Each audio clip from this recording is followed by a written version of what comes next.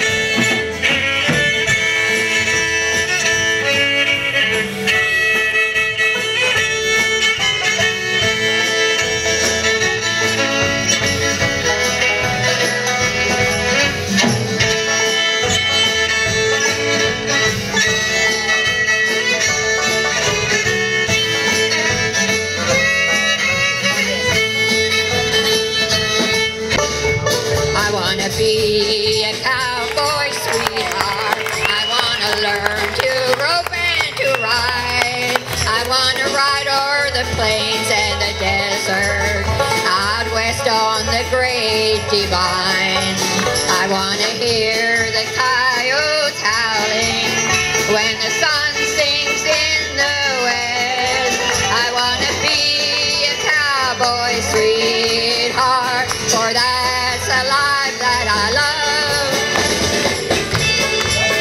Oh, go great! You the lady, oh, little lady. You the lady, you the lady. You the lady, oh, little lady. You the lady, oh, the lady. Hey, hey, hey, oh, little lady, oh, little lady, oh, little lady. Hey, hey, hey, oh, little lady. Ah, little lady, oh, the lady, oh, the lady, oh, the lady. You know, here I am, like I said, I'm 75 years old, and I'm going back to when I was 16 in high school and didn't know a damn thing about women and girls. And that's the truth, because my parents were strict as hell. And it wasn't like today where the teenagers have these telephones where they take pictures of themselves naked and then they're emailing to everybody else. My God, am I glad we didn't have that when I was 16 years old. I'd have went nuts. I wouldn't have known how to act with all these naked pictures coming in on my phone. My goodness. But I remember I had asked a girl to a high school dance, and I was shocked when she accepted. She accepted, and I hardly didn't know what to say. I didn't know what to do because I was in shock that I asked a girl to go to a dance and she said yes. But now here I am in a predicament. I didn't know anything about girls. I didn't know what you do when you're with a girl alone. All I knew was what other guys were telling me, and you couldn't take their word for it. So I was very innocent and very nervous. All I know from what guys were talking about, and even back when I was in high school, they talked about preventive sex. You know, and nowadays, you don't even know what that is anymore. They're handing out condoms in high schools, for crying out loud. Nobody handed me anything like that, yeah. But I didn't know what to do except what the guys told me, so I decided, well, if I'm going to go to the high school dance with her and I'm going to be alone with her on the way home, maybe I better get prepared. So I went to the drugstore, nervous as hell. And I walked in there to the guy, and he's behind the counter, and I woke up and he said, "Can I help you, young man?" I said, yeah. I said, give me one of those doomajiggies. He said, a doomajiggy? I said, yeah, you know, one of those things that, you know, when you take out a girl and you know, a doomajiggy. Then he laughed, he said, all right. So he gave me one and I paid for it. And I was walking out the door and I thought, gee whiz, I don't know how long I'm going to be with this girl tonight. So I went back to the guy and I said, you better give me 2 more. Then he smiled, he said, okay, and I paid and went to the door again, and then I thought to myself, gee whiz, Elmer, this could last all night.